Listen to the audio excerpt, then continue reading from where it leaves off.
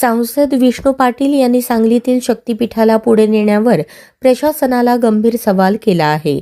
त्यांनी विचारले, शक्तिपीठ सांगलीतून पुढे कसे जाणार?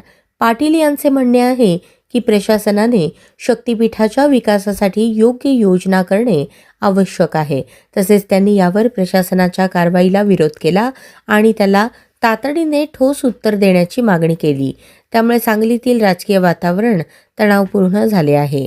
पाटील यांच्या वक्तव्यानंतर प्रशासनाच्या कार्यप्रणालीवर विचारमंथन सुरू झाले आहे आणि पुढील काळात यावर अधिक राजकीय चर्चा होण्याची शक्यता आहे. आम्ही शक्तिपीठाला विरोध करत नाही, पण शक्तिपीठाला पर्यायी रस्ता हा आमचा जो रत्नागिरी नागपूर हायवे आहे तो उपलब्ध असताना त्या रस्त्यालाच शक्तिपीठाला पुढे जोडावं.